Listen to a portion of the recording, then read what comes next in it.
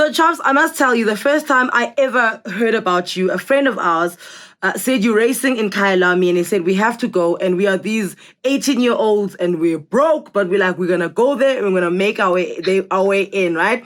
So there you are, you're racing, and you won that day, and a few days after that. But as you crossed over the finish line, you opened the door, and you did this, like, swing with your hand, and I was like, this guy's a legend.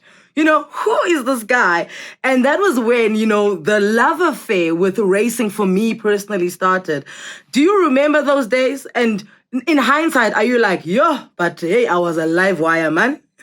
Man, those days I remember quite well because they were highlights of my life in motorsports, to say the least.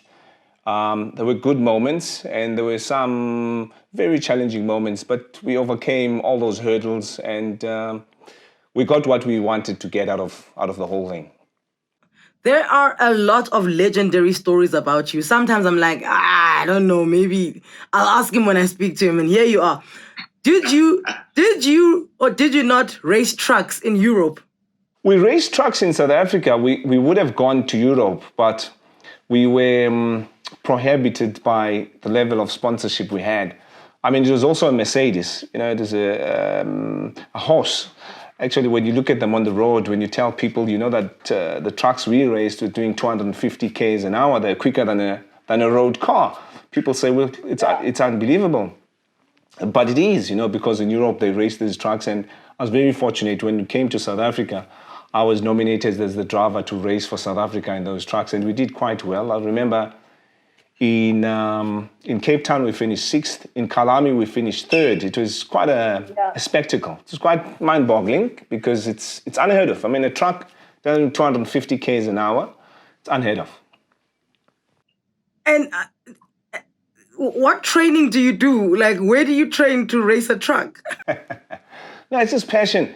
I grew up driving trucks and tractors and buggies and whatever you could throw my way.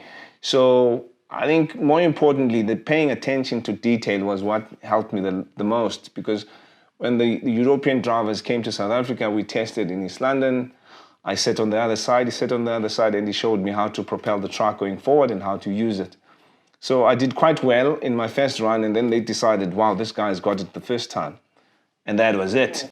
What other legendary stories have you heard about yourself? Even lies, like can Chops drive from East London to Mthatha in 40 minutes? I shy away from those stories because I try and make sense of it. I say to myself, no, man, these guys must be giving me too much credit. I'm either in a helicopter or not on the road, because you've got people as well, so you've got to consider the safety aspect of it. But to be quite honest, Anela, I've always tried to be very cautious about it, because with your name comes a lot of responsibility. So if something goes wrong, you should have known better, So I shy away from those things, and I think I've tried to maintain a lot of discipline and caution to the best of my ability.